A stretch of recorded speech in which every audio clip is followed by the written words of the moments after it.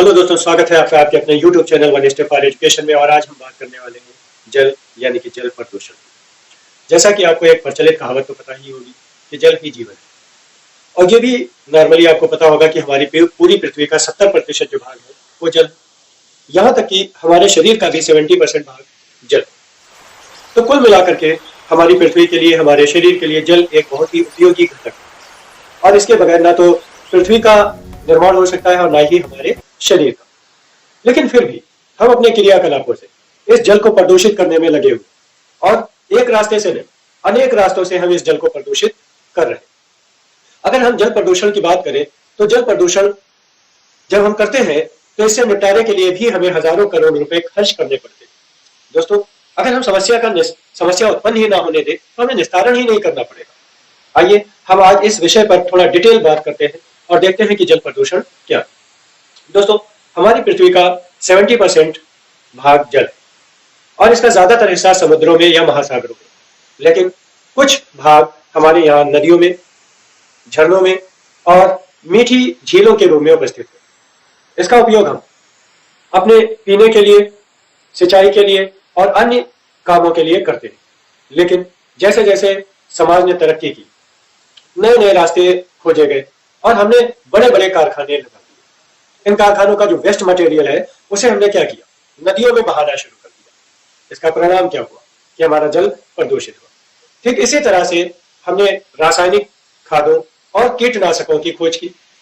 इन्हें भी हमने क्या किया, खेतों में डाला, और खेतों में डालने के बाद जमीन ने इन्हें क्या किया, एब्जॉर्ब किया। और एब्जॉर्ब करने के बाद जो हमारी जमीन के नीचे जल उपस्थित था उस जल में ये चीजें जाकर के मिल गई और हमारा जल प्रदूषित हो गया। एक यही तरीका नहीं था, बल्कि जब बारिश होती है तो इस बारिश से ये कीटनाशक पदार्थ और रासायनिक खादें पानी के साथ बह करके हमारे नदी, तालाब और मीठी झीलों से जाकर के मिल जाते। होता क्या, इससे होता यह है कि हमारी जो नदी, तालाब और छोटी छोटी झीलें हैं उनका इकोसिस्टम बाधित होता है, उसमें समस्याएं उत्पन्न हो जाती हैं। और कई बार तो ऐसा होता है कि बहुत सारे जीवधारी विलुप्त हो जाते हैं, उस बदलाव को झेल नहीं पाते।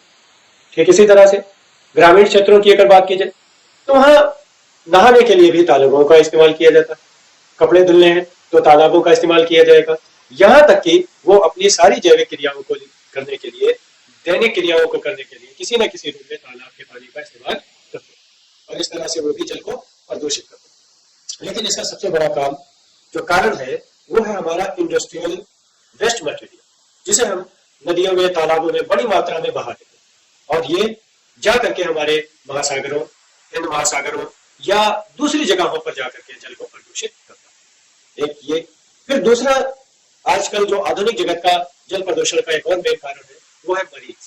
हम जानते हैं कि हमारे समुद्र और महासागरों में बड़ी बड़ी मरीज यानी कि जलयानों का प्रचलन बढ़ता जा रहा है, क्योंकि ये व्यापार के लिए सुगम और सरल है और सस्ते भी। लेकिन इनसे कूड़ा कचरा निकलता है, साथ ही साथ जो कभी कभी ऑयल रिसने लगता है। इससे भी हमारी पृथ्वी पर हमारे जो महासागर है, समुद्र है, उनमें जल प्रदूषण की समस्या बढ़ गई। दोस्तों, जल प्रदूषण एक भयानक समस्या है।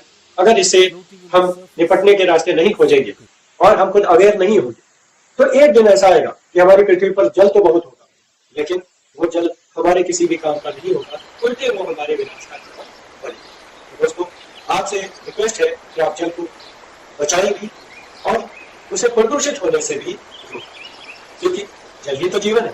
Save water, save earth. इस स्लोगन के साथ हम इस वीडियो का अंत करते हैं। मिलते हैं अगले वीडियो में इसी तरह के वीडियो लेकर के। तब तक हमारे इस वीडियो को लाइक करना, शेयर करना और सब्सक्राइब करना ना भूलें। दोस्तों, मिलते हैं अगले वीडियो में। धन्यवाद।